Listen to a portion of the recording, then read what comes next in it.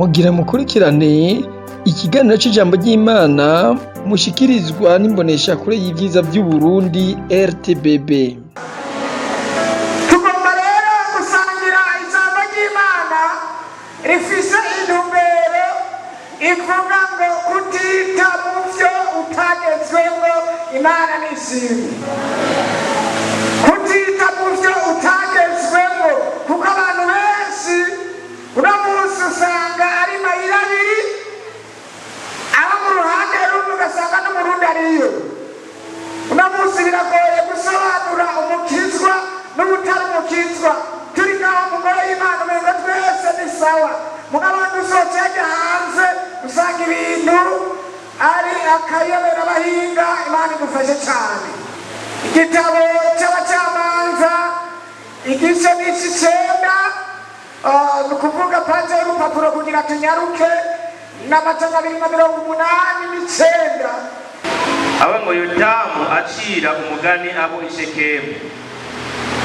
Maze Yotamu abyumvise aragenda ahagarara ku mpinga y'umusozi Gerizimu, asebera n'ijwi rirenga aravuga ati, yemwe bantu b'i Shekemu, nimunyumvirize kugira ngo Imana ibumvirize namwe.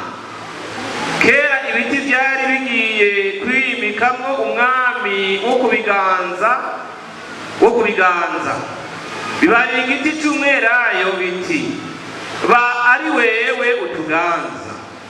Umwelayo uravyishira uti, mbega aho noheba amavuta yanje Imana n'abantu ngo nje kwirirwa ndahungabana hejuru y'ibiti? Maze ibiti bibarira umusukoni biti, nuzeweho utuganza.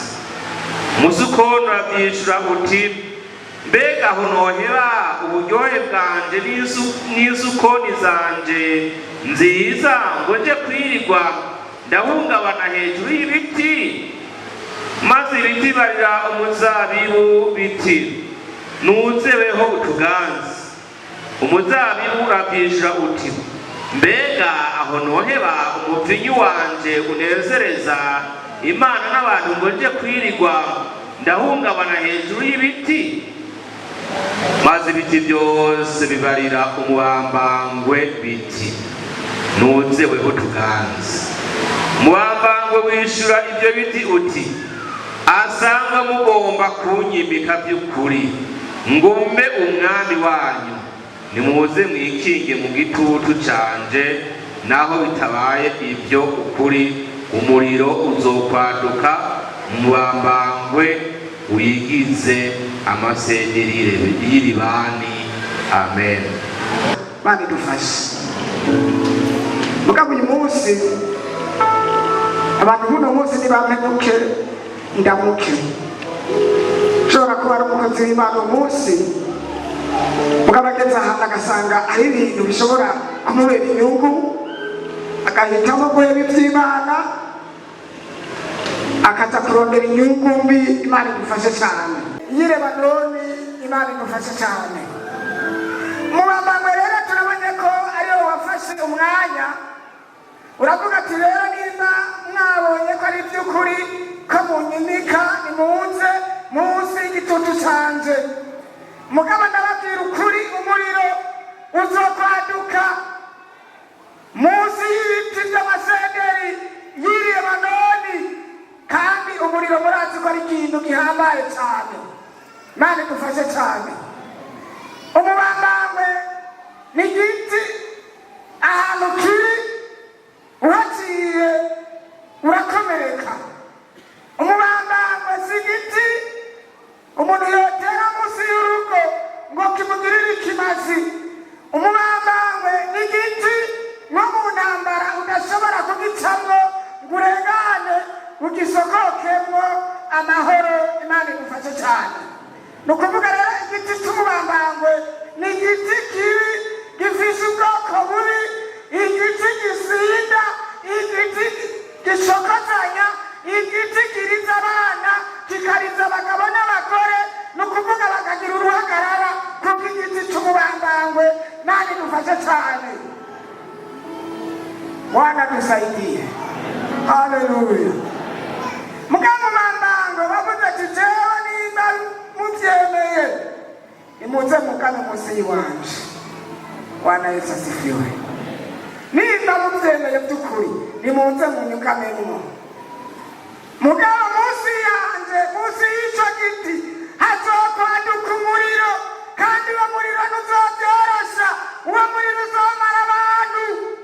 No musi abantu benshi bariko barakurikira Satani batazi ingaruka yo kumukurikira. Imana idufashe cyane.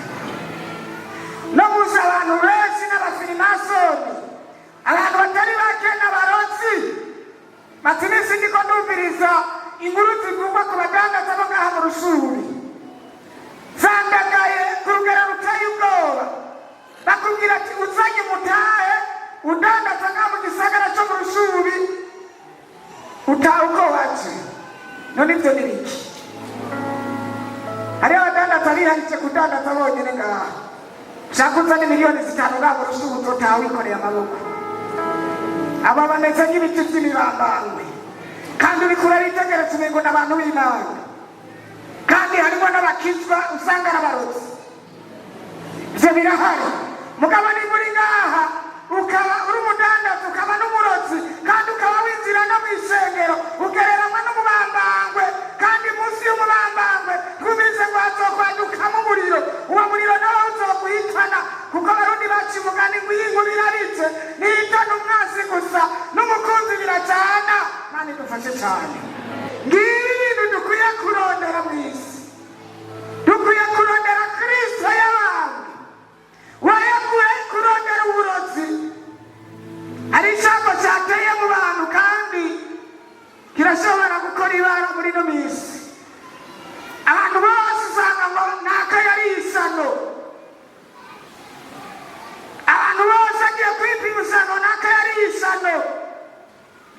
Kandi ahantu muriko muragivuriza mwivuriza mu bibanza bitandukanye no mu bapfumu bamwe baracayo. Sanga turiko turakoresha imiti itariyo kugira ngo twivuze ishano, turiragira n'ubushobozi bw'Imana. Mana idufashe cyane. No musi rero tugeze mu gihe cy'iherezo.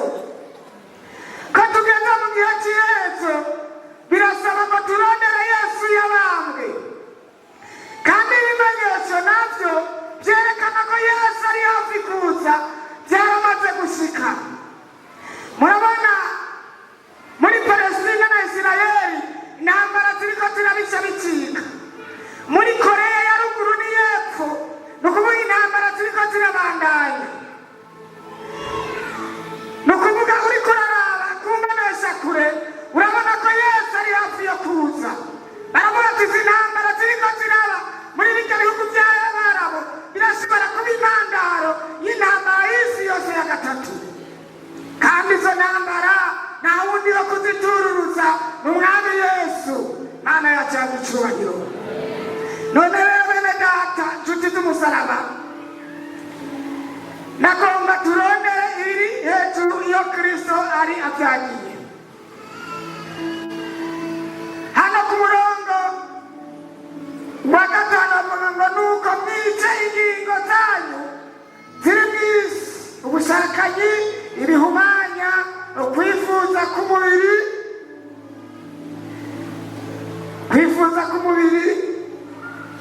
ukwifuza kubi kose no kwifuza ivy'abandi, niko gusenga ibigirwamana. Ivyo nivyo bizanira uburake bw'Imana abantu b'intabarigwa. Namwe mwabigenderamwo kera, hamwe mwaba muri vyo. Imana idufashe cyane. Nagomba wirinde ibizanira uburake bw'Imana abantu b'intabarigwa. Ushobora kuba uri ngaha uri intabarigwa, mugabo reka iri jambo rize kuri wewe rikubwire nanje rimbwire bitume twohinduka. Yesu nashime cyane. Bitume wohinduka nanje mpinduke, twizigire Umwami. Nukuvuga uno munsi isi yose arizeye duhimbaza umunsi mukuru wa Pasika, bisigura ngo kurengana. Uyu munsi twajabutse kuko twibuka intsinzi Yesu yatuzaniye ku musaraba. Yesu nashimwe cyane.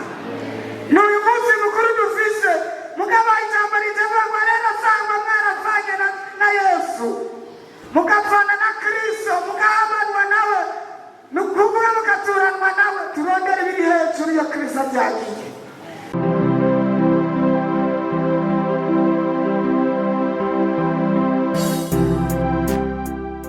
Mwejeje gukurikirana ikiganiro c'ijambo ry'Imana mushikirizwa n'imboneshakure y'ivyiza vy'Uburundi RTBB.